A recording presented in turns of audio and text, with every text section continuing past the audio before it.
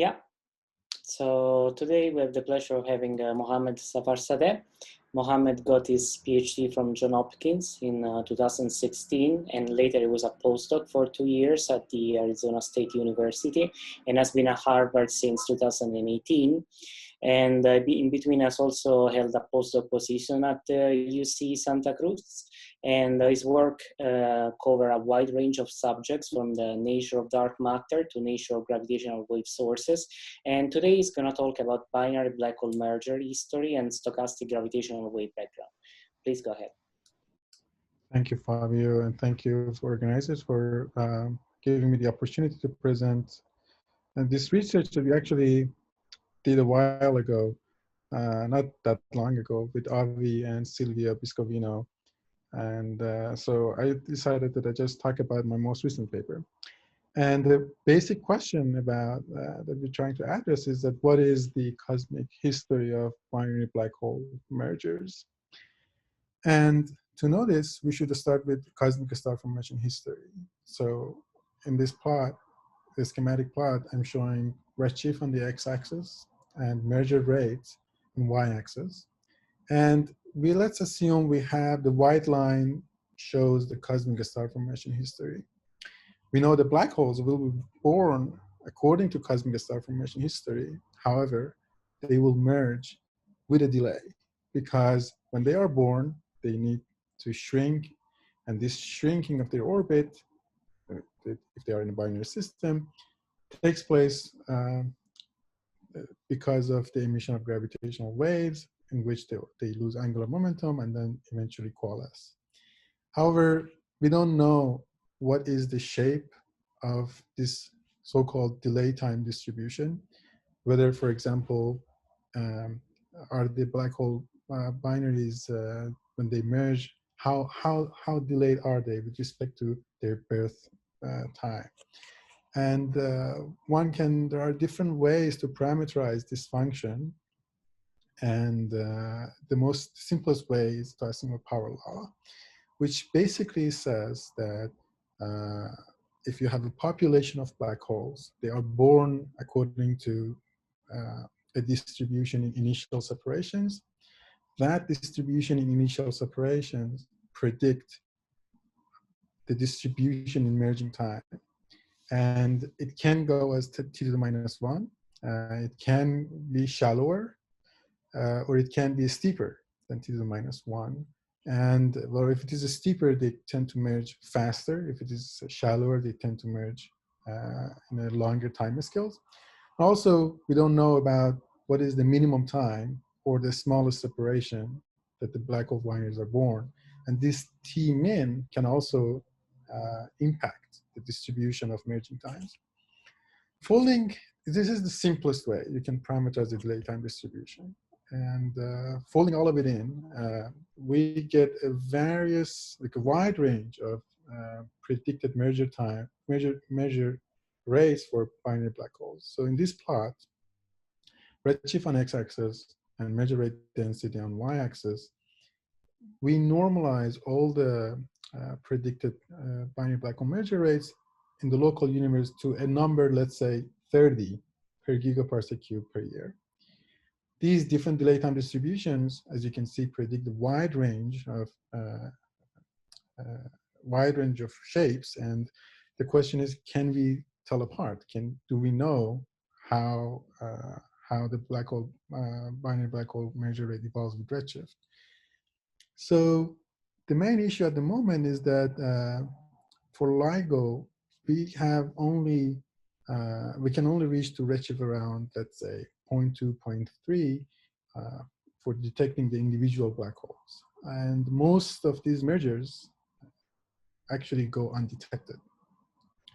They go undetected, however, the energy released during the coalescence, and which is also emitted as a form of gravitational wave, remains in the universe. And since they go undetected, it goes to what is called the background gravitational waves, and there is a quest for finding what is the level of background.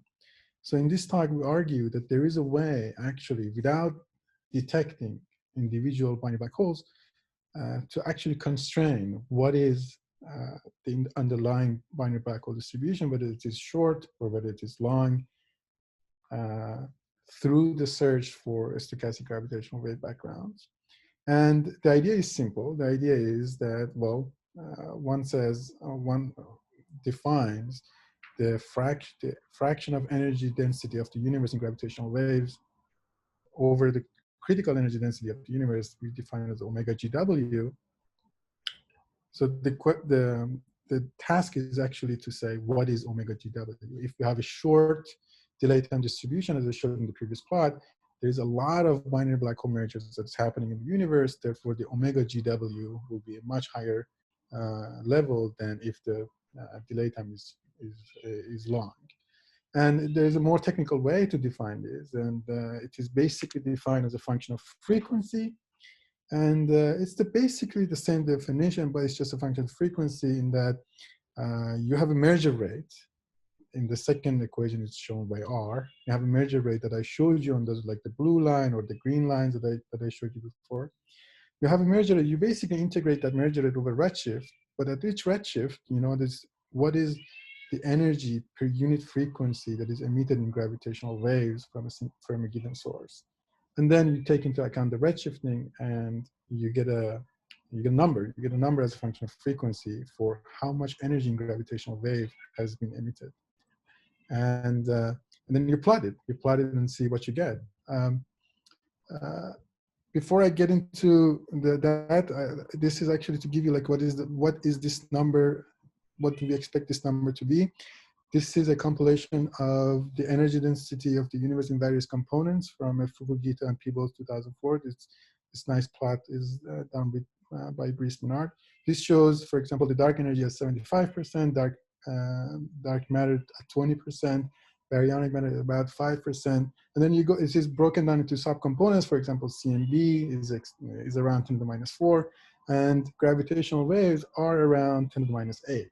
And LIGO's limit at the moment is 10 to the minus 7. And this is an upper limit from LIGO, and it means that they haven't detected this at 10 to the minus 7. So it is definitely lower.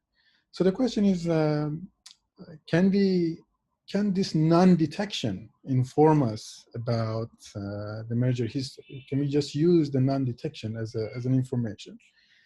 And to do this, you need to assume characteristics of so in the binary black holes that are emerging in the universe, what is their masses in the what is the probability distribution in mass of the primary black hole? What is the probability distribution of the mass of the secondary black hole? Do we assume a maximum mass for the primary or not? And we assume that well, the primary follows and goes as m1 to the minus alpha. Alpha can be 1 or 2 or 3, we don't know, or 0. And the secondary is constant, but we impose a cut at what is the maximum black hole that we assume. And we vary this between 40 to 60. And our fiducial values for alpha is 1, and for maximum mass, we just take it to be 50 solar mass. And then you incorporate all of these and do that calculation, that integral, and this is what you get. So in the black shows the expected range of omega GW as a function of frequency, incorporating both the uncertainty in the local merger rate density of the universe and delay time distribution, assuming that primary mass goes as m1 to the minus 1 and a maximum mass of 50. So this shows in black. In green, the same calculation is done for binary neutrino stars. In red, it is shown for black holes, but assuming a fixed mass of 15 solar mass for both primary and secondary. The current limit is shown with dashed line and dashed orange line, and the design sensitivity limit is shown with the solid orange line, and this is the claimed. This shows that after 1 year of observation, to what level of omega GW one expects detection. So if a line touches these curves, it's basically two sigma detection if you touch the curve. So as you can see, there are some parameter space that we expect that design sensitivity, we already reach above 3 sigma detection. But if you assume that local density is 30 per gigaparsec cube per year, the difference between the short and long delay time distribution itself impacts. So in this plot, this is an integration time in x-axis and the signal-to-noise ratio of detection of this background in y-axis. The short delay time distribution, if this is the underlying delay time distribution, it raises the background so high that in less than 4 years of continuous integration, you will be able to detect this background. Therefore, the lack of detection will rule out the extreme models of delay time distribution. However, delay time distribution is not the only parameter. One can also, as we talked about, change the mass function of the primary black hole. And in this plot, for example, we show that in green, we assume the mass function is flat. And in red, we show the steep mass function. We can see that if you steepen the mass function and therefore preferring more and more smaller mass black holes, you're going to lower the omega GW because just your black holes are not too massive when they collide. Therefore, you don't produce a lot of energy in your gravitational wave emission. Also, we can see that the frequency, the cutoff frequency, goes to higher higher frequencies, and that is because this cutoff frequency, which is basically related to the last stable circular orbit frequency, goes inversely with the mass of the black hole.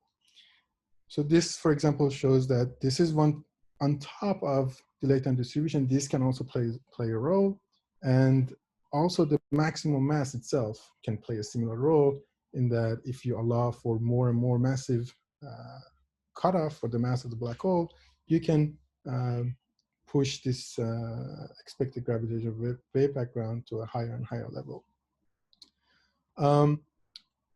Combining these two, so this slope of the primary black hole mass function and the maximum mass that you can assume, it predicts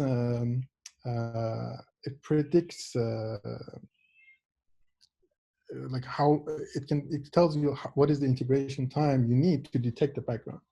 So in the most extreme case, let's say that the local measure rate is about 100 per gigaparsec. That should be cubed, not -1. Sorry for that. 100 gigaparsec per gigaparsec cube per year. Then, in the most extreme case, that you assume a flat distribution for the primary mass, basically alpha of 0, and very massive maximum mass for the primary mass about 60. In that, this plot shows that it actually, in less than a third of a year, you have to be able to detect such background. But however, you can see that it goes, and it's a function of these both parameters. So, and also on the other hand of this extreme case, it will take about a year or two to detect this background. So it is a function of this. And we also explored whether how much is the effect of a spin. And in this, I assume like single, like 15 solar mass black hole. And we plot that if black holes are spinning, how much of uncertainty those will introduce into omega GW, and that's about really like a percent level.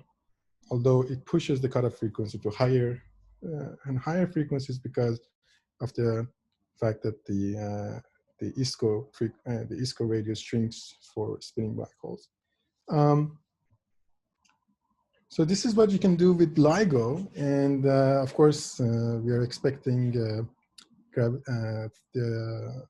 building of the third generation gravitational wave telescopes.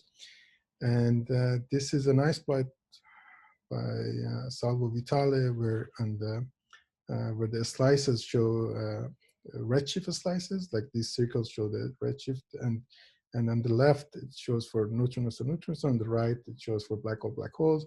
And basically what it shows is that if you have the third generation gravitational wave detectors, which are shown with the CE1 and CE2, you can basically cover the entire, in principle, detect all the black holes, all the black hole mergers in the universe.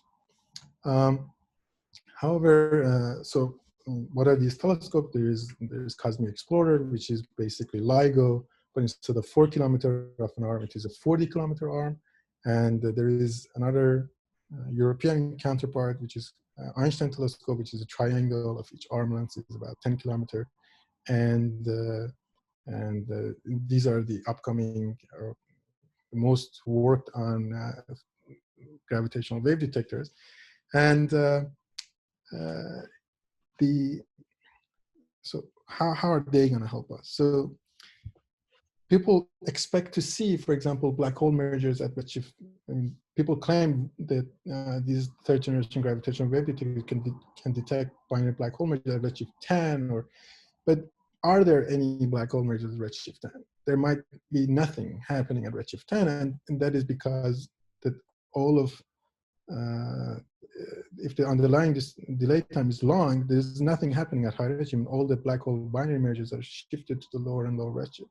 So the way that we can use them is to actually see with improving your detection, with improving your detector sensitivity, you can see how the background level is falling off, because you can subtract your individual detections from your background, and then you get a sense of what is the background as a function of redshift if you can remove all the foregrounds that you have observed.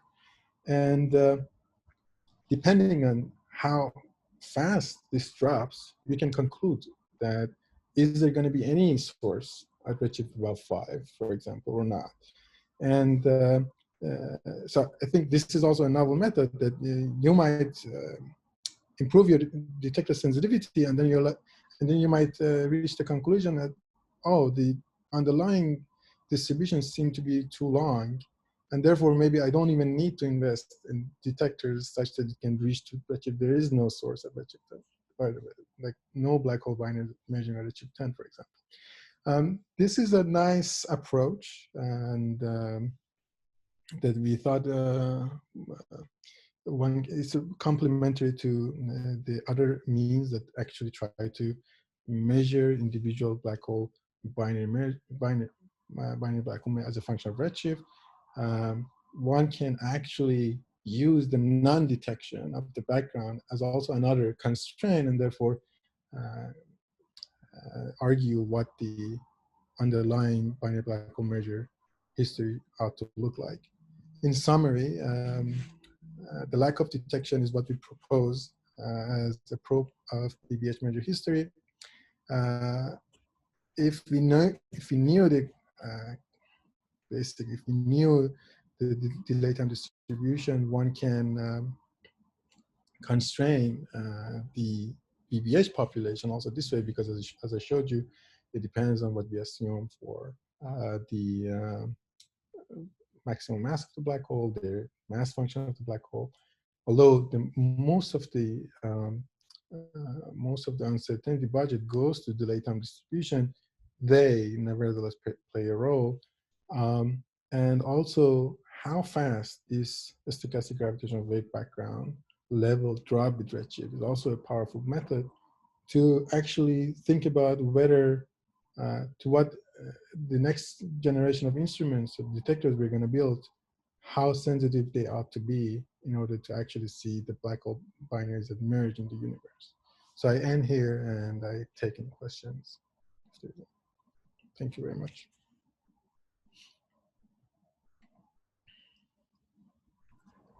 So you can raise your hand if you have a question. It's on the bottom left.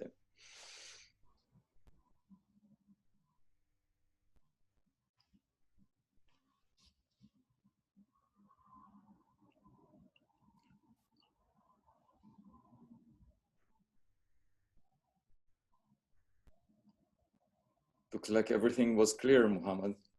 Okay. So, hopefully.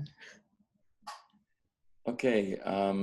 So I guess we will move on to the second speaker. Avi, Yes, is there a question? for Mohammed or for you, what is the time scale of the improvements that, the next steps that could extend the redshift range of sensitivity? Go ahead, Mohammed. Well, for now, the next the design sensitivity is going to be 04, because the third run is like halfway done, and it is now the LIGO is not observing. And 04, which is basically the design sensitivity of LIGO, will start sometime in 2022, 2023 maybe. And however, these next generation telescopes, we are talking about a decade or two later. And in between, there are proposals about making what is called it's called A+.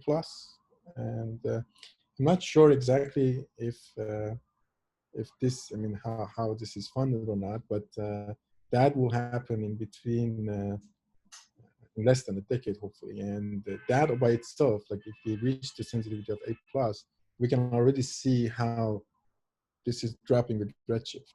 And hopefully, I mean, we can learn from A+, and then we inform people who are designing third generation gravitational wave detectors and say, look, probably there is not much going on redshifts above reionization or redshifts above 6. You don't really need to push for that. You better change the detector's sensitivity to better approach other aspects of binary black holes, limiting the depths to redshift less than 6. And that's the basic idea that we're putting out there. And the good news, I guess, the good news for Peter is that all of this will happen during, when he and I are still active. It's not a very distant future. We're talking about the next decade or so. So Peter is young enough to witness that. Outstanding. Any other questions? If not, let's thank Mohammed virtually. I guess we can't clap our hands. And who is introducing our next Achilles? Who is introducing Achilles? I can introduce Achilles. Okay. Yeah, so the second speaker of today is Achilleas Porfyriadis. He joined the Black Hole Initiative in September 2019, and he received his PhD in 2016 from Harvard. And after that, he was a postdoc at the University of California in Santa Barbara. And his research interests are specifically on theoretical gravitational physics and both classical and quantum aspects of gravity. And today he's going to talk about leaky boundaries, conditions, and the back reaction in the Einstein de Sitter tube. Please go ahead. All right. Thank you. Thanks, Fabio. Can you hear me? Yes. Yes, very good. Okay. So today I want to talk to you about some work that's in progress. It's about two-dimensional anti-de Sitter space, its back reaction, and its leaky boundary conditions. So let me begin by emphasizing and reminding people that two-dimensional anti-de Sitter space is really ubiquitous in the near horizon geometries of basically all extremal black holes, extremal and near extremal black holes. So that includes the cases of interest of four-dimensional Rystad-Nordstrom black hole, as well as four-dimensional Kerr black hole. So in the first case, the solution, the near horizon solution of for the extreme Rystad-Nordstrom is this. This is also sometimes called the Bertotti-Robinson universe. This TR part here is the ADS2, and you can see that it's in a direct product with a two-sphere here. In the case of extreme Kerr, it's more complicated, but you can recognize the same ADS2 factor here. And this is literally a theorem which applies to a very wide class of theories in many dimensions. It's a theorem about degenerate horizons. Whenever you have a degenerate horizon, like you do in extremal black holes, a type of scaling symmetry develops near it, which gets enhanced to an SL2R, and therefore you expect such an ADS2 to appear in the geometry there. Okay, so let me also review a little bit what is also called near ADS2, so nearly ADS2 rather than the exact Poincare ADS2 that I showed in the previous slide. So for that, start with the Reisner-Nordstrom black hole, which is not exactly extremal yet, but it has a mass and a charge which are m and q, and you measure the deviation from extremality by this parameter kappa. Notice the square root here, and commit that to memory. It's important to remember that there's a square root in this kappa. So kappa is equal to 0 is the exact extremal Reisner-Nordstrom, whereas kappa small is the near extreme Reisner. So if we use if you use a dimensionless radial coordinate, which will put the horizon in at r is equal to 0, then the near horizon spacetime of ERN can be obtained by just approximating r much less than 1 in the ERN geometry, and it produces exactly the geometry I wrote previously on the previous slide. Now this by itself is actually also an exact solution of the four-dimensional Einstein-Maxwell theory. It is a Bertotti-Robinson universe, as I said previously. So it solves the Einstein equation in and of itself, but it is also just an approximation of the full asymptotically flat ERN spacetime, an approximation that is giving the geometry near the horizon. Now, if you don't start with an exactly extremal Reisner-Nordstrom, but you start with one which has kappa non-zero but small, and you go still near the horizon, you go to radii which are of order kappa, then you find the following geometry in the last line.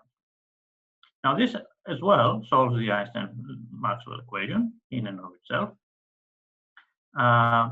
But the curious thing is that it is actually just diffeomorphic to the previous one. So these two there is a diffeomorphism that will map one to the other. So they're locally identical. There's a coordinate transformation you can use to go from one to the other. Okay, so locally the ADS2 and near ADS2 are diffeomorphic. But globally, there's a significant difference between the two. So if you actually draw the global Penrose diagram for either of the two, that is, you do the maximum analytic extension, the Penrose diagram looks like the one for ADS2 because it is, especially in this case, it's pretty obvious. It is just a direct product of ADS2 with S2. So in these Penrose diagrams, every point is a two-sphere, and the global ADS2 Penrose diagram has two disconnected time-like boundaries. So these are the vertical lines here.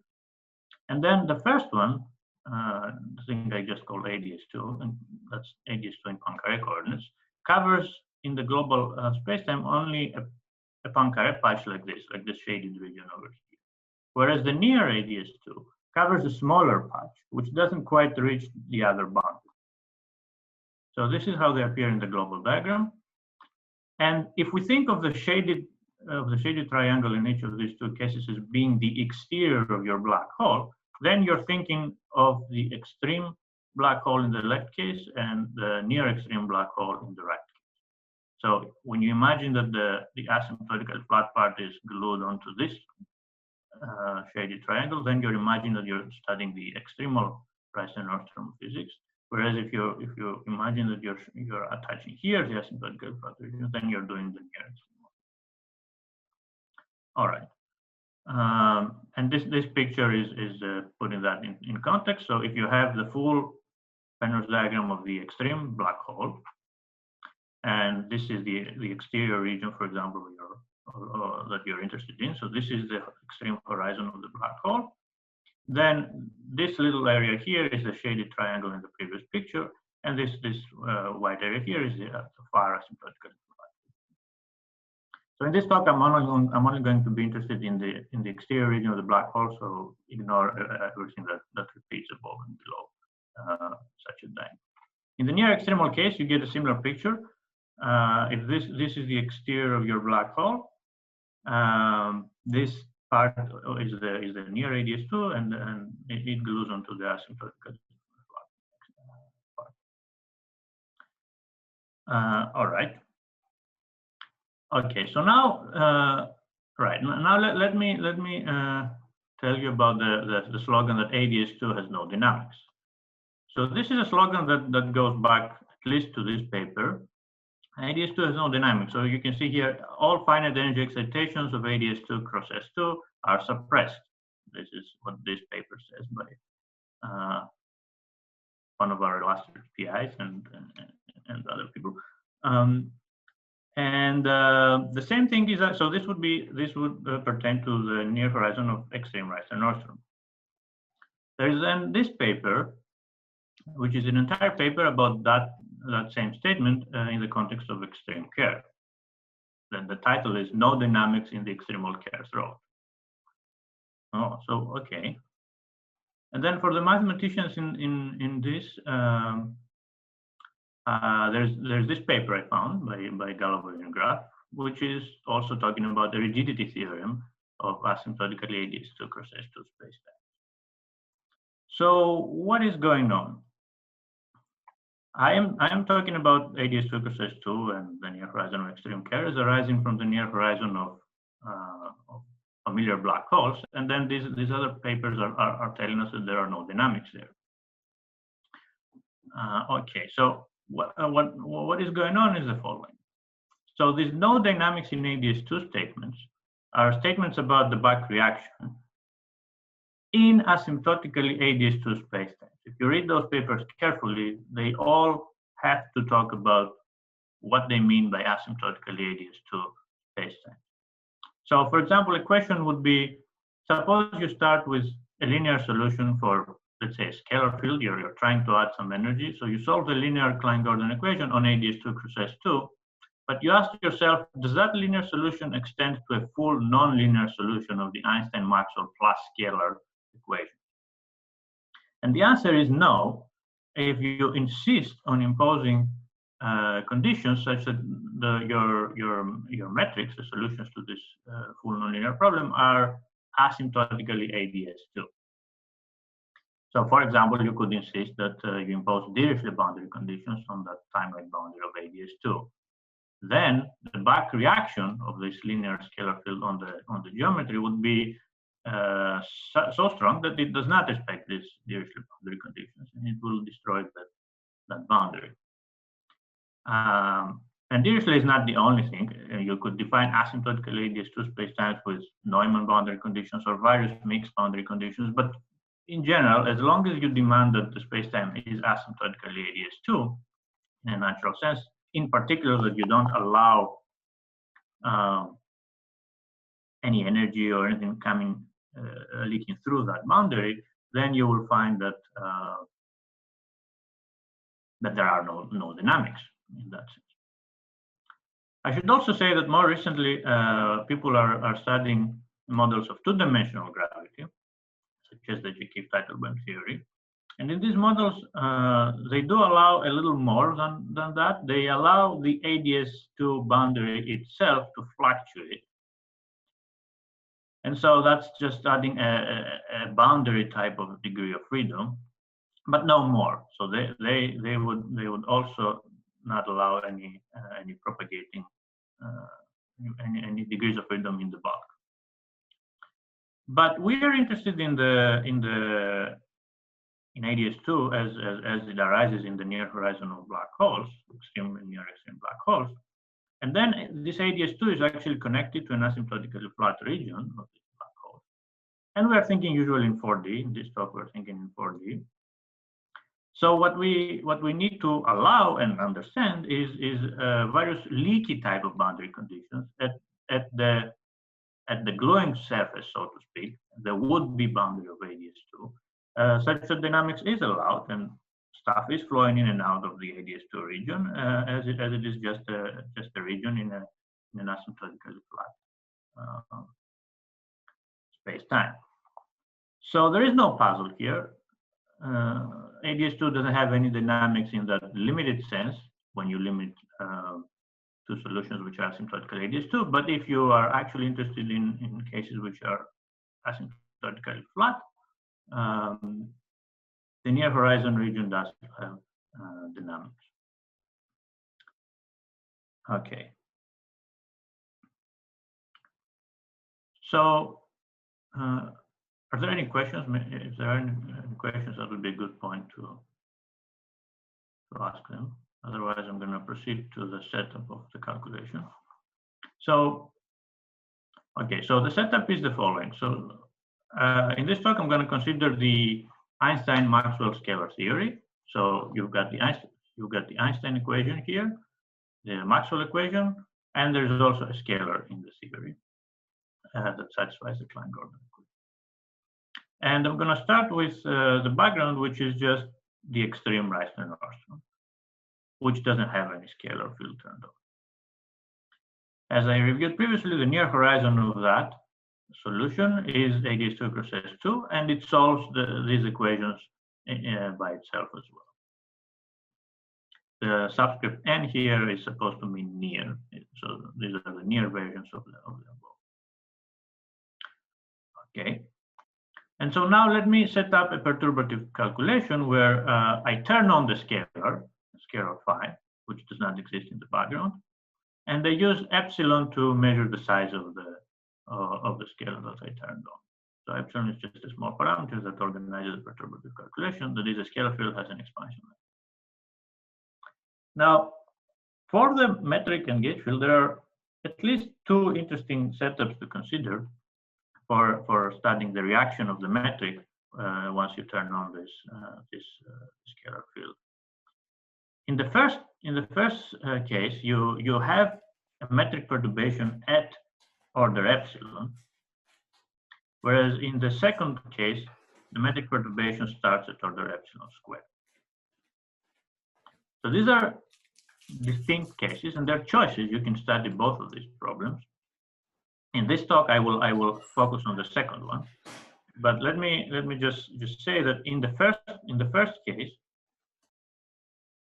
at order epsilon, the metric does not couple to the scalar field because the Klein-Gordon stress tensor here is quadratic in phi. So if you assume this, the first case, then at order epsilon, you don't have the metric yet coupled to the scalar field. It will at higher orders, but not at the lowest. Whereas in this second case, the one that I'm going to talk about in this presentation, you have a coupling of the metric already appearing at order epsilon squared, which is the first perturbation to the back. Coupling of the metric to the scalar field. Okay. Now, in the second scenario, a fully nonlinear evolution of the Einstein-Maxwell scalar equations was performed in this paper by Murata, Ariel, and Tanahashi, who were studying something called the Aratakis instability, a very interesting thing that is not the topic of my talk, but the motivation of their paper. Nevertheless, the result of their paper is interesting for us as well. So the nonlinear evolution found that the solution settles to a near, so you start with the extremal Reissner-Nordstrom, you turn on the scalar field, that's sort of order epsilon, you assume that the metric reacts at order epsilon squared, and then you do the full nonlinear evolution, and the solution settles to a near extreme Reissner-Nordstrom with kappa being order epsilon. Remember, kappa was that square root that measured the deviation from extremality. So this is important to keep in mind. When you start at extremality, a second order perturbation to the metric corresponds to a first order shift in the location of the horizon. So the horizon for a generic Reissner-Nordstrom is located at R+, which is 1 plus kappa. But if you want to have kappa of order epsilon, you need a metric perturbation that is order epsilon squared. Okay, and this is what's the endpoint of that numerical evolution. So what this tells us is that we can understand the back reaction problem by looking at the order epsilon squared equations in this second scenario. That is in the equations for this H, which is the order epsilon squared perturbation to the metric, as it couples to the scalar field, which appears via its stress tensor at the same epsilon squared order. Okay. Now, for simplicity, I'm also going to restrict to the spherically symmetric configurations only. This is to keep the equations simple and manageable. I should say that in this case, when you restrict to spherical symmetry, there are no gravitational waves, but the black hole is still dynamically evolving in the sense that it exchanges energy with the scalar, and therefore, its mass changes with time. For example, as a scalar dumps some energy down the horizon or dissipates to null infinity or both, etc. So gravity is dynamical in that sense, not in the sense of a propagating gravitational wave. That's due to spherical symmetry. Okay, so what are the ingredients needed for this calculation? So the first thing that we need is we need to solve the order epsilon squared equations, as I said, and these are not difficult to solve in spherical symmetry. So, for example, here I wrote down the solution for the around the background of extreme Raster Nordstrom. So there are a couple of constants of integration here, and the scalar field, which for now I'm assuming has an arbitrary profile, which you solve at the order epsilon equation before you plug in here. And there's a similar solution when the background is assumed to be just ADS. We can solve that problem as well.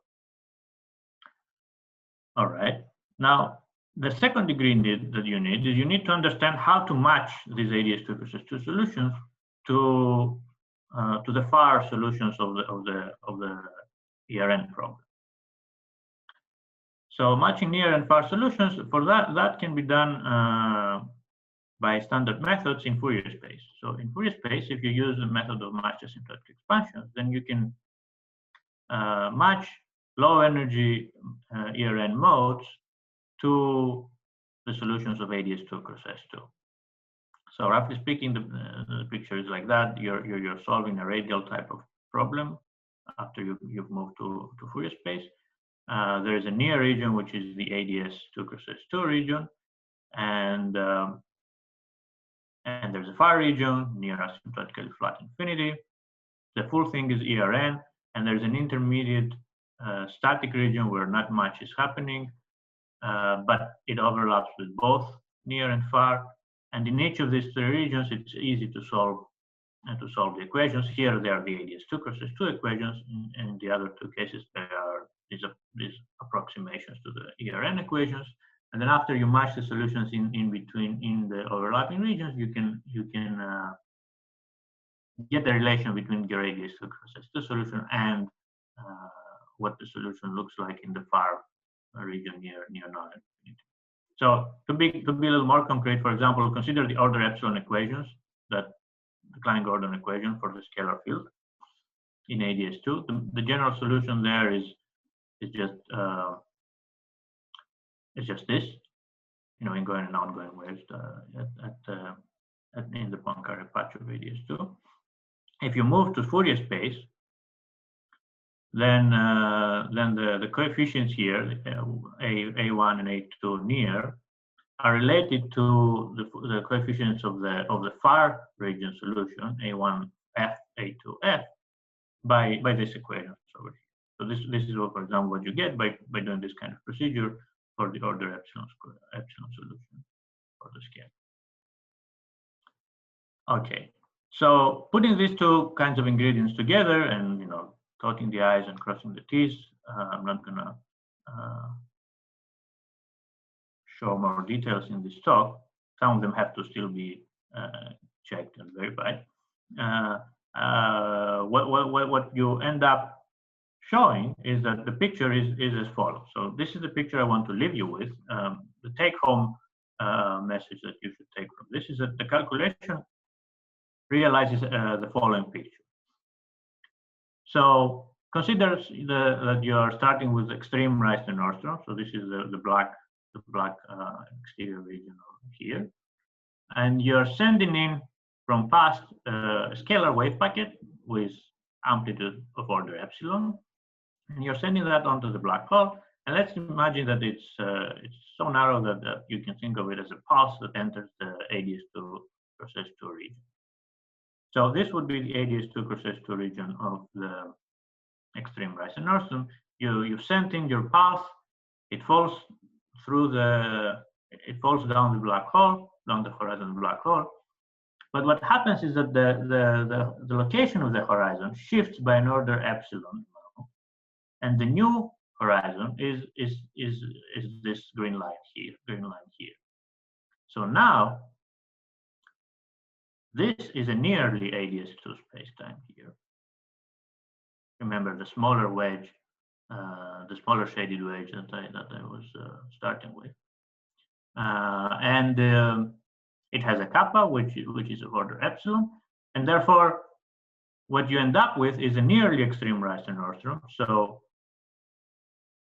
this is now the asymptotically flat future null infinity of your near extreme black hole.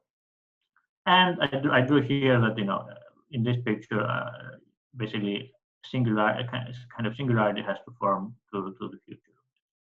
So this is what you learn by merely looking at the order epsilon squared equations about how back reaction works in ADS2 when viewed as part of an asymptotically flat black hole. All right, I'm gonna finish here and take any questions.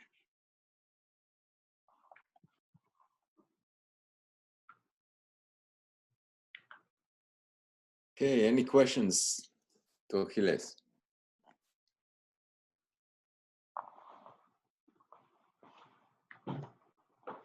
Hi, maybe I'll ask one. Can you hear me?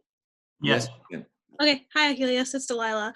How does this, like qualitatively, how does this picture change then if you weren't to consider Reisner-Nordstrom, but like Kerr where you don't have the black hole being charged? Yeah, so I haven't done the Kerr calculation, but I don't expect that this picture changes, because in the case of Kerr, the same arguments apply.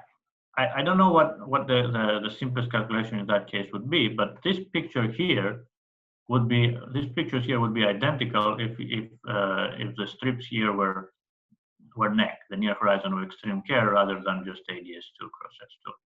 It would still be true that the near horizon of the exactly extreme Kerr is a Poincaré patch like that, whereas a smaller patch where the horizon has moved into the interior is still the near horizon of the near extreme of Kerr black hole. So my guess is that if you arrange for a computation that is similar to this scenario in the extreme Kerr black hole, you would have to see the same thing. You would have to see the horizon shift by an order epsilon inwards, and then the near extreme of black hole form. Great, thank you. Any other questions to Achilles?